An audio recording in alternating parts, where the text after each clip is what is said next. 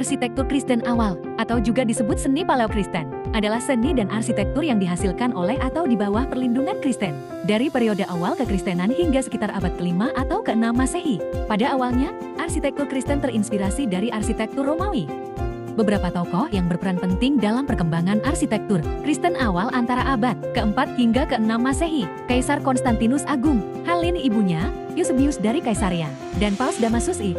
Merekalah yang mendorong transisi dari bentuk bangunan Romawi kuno ke bentuk gereja Kristen yang khas. Konstantinus Agung, sebagai Kaisar Romawi pertama yang melegalkan agama Kristen melalui adik Milan pada tahun 313 M, memprakarsai pembangunan gereja-gereja monumental seperti Basilika Santo Petrus, lama di Roma, dan Gereja Makam Kudus di Yerusalem. Hal ini, ibunya melakukan ziarah ke tanah suci dan mendukung pembangunan gereja di lokasi-lokasi yang dianggap suci, seperti Bethlehem dan Golgota.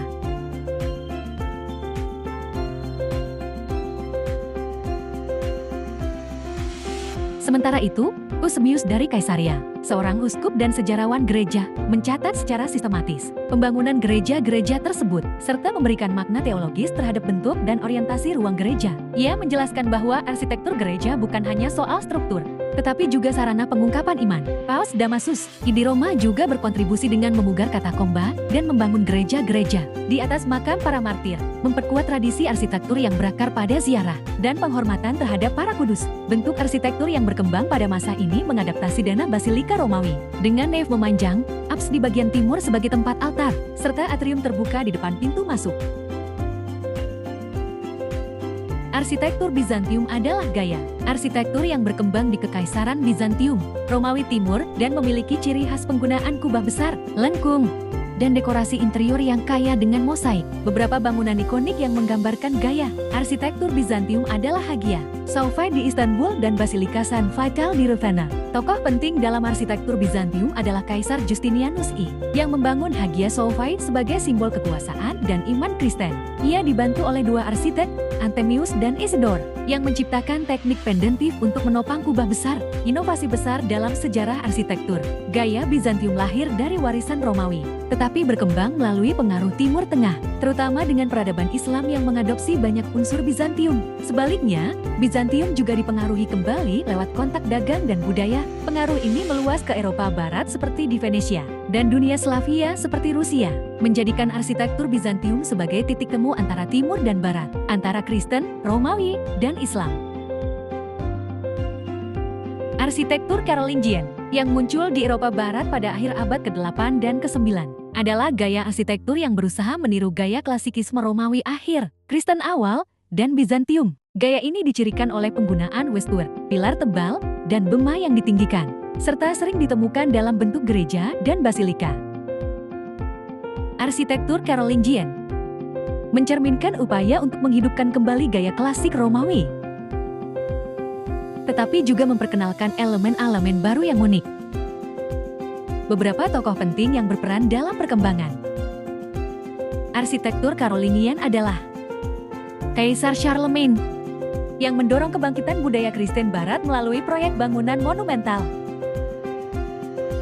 serta Odo dari Metz, arsitek kapal Palatindiakan yang menjadi simbol kejayaan arsitektur Caroling.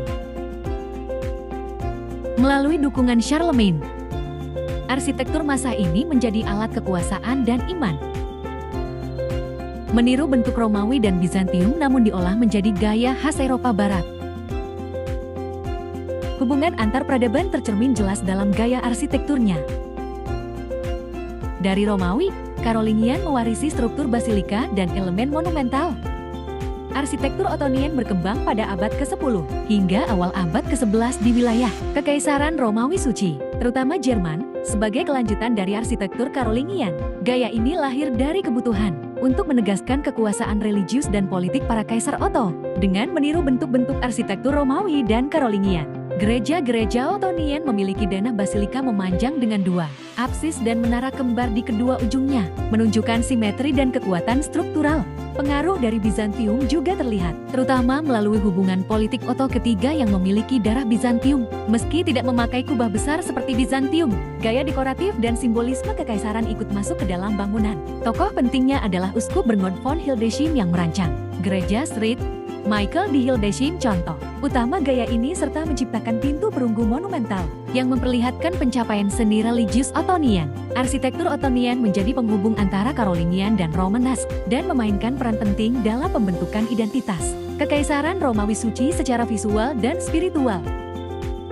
Arsitektur Romanesque berkembang di Eropa Barat sekitar abad ke-10 hingga ke-12 sebagai gaya yang mencerminkan kekuatan religius dan kestabilan politik setelah masa kekacauan pasca Romawi. Gaya ini mengambil bentuk dasar dari arsitektur Romawi kuno seperti lengkungan bundar dan struktur basilika, lalu menggabungkannya dengan elemen Kristen awal dan pengaruh dekoratif dari Bizantium. Tokoh-tokoh penting dalam perkembangan arsitektur Romanesque antara lain Abad Hugh dari Cluny yang memimpin pembangunan gereja Cluny ketiga di Prancis, salah satu gereja terbesar pada masanya dan pusat penyebaran gaya Romanesque ke seluruh Eropa.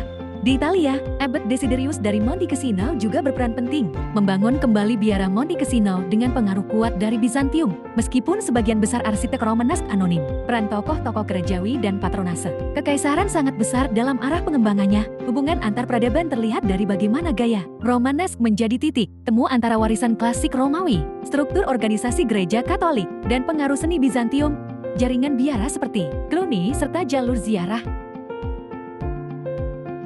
Arsitektur gotik berkembang di Prancis pada abad ke-12 hingga ke-15 sebagai kelanjutan dari Romanesque dengan ciri khas lengkungan runcing, flying buttress, kaca patri besar, dan bangunan tinggi yang tampak ringan. Tujuannya adalah menciptakan ruang suci yang terang dan menjulang ke langit sebagai simbol keagungan Tuhan. Tokoh pentingnya adalah Abad Suger dari Saint Denis yang mengusung konsep cahaya ilahi dalam arsitektur. Arsitek seperti Jean de Chalice dan Pierre de Montreuil terlibat dalam pembangunan Katedral Notre Dame. Gaya ini mencerminkan pengaruh Romawi, seni Bizantium, dan kekristenan Eropa abad pertengahan, serta menyebar luas ke berbagai wilayah seperti Inggris, Jerman, dan Italia.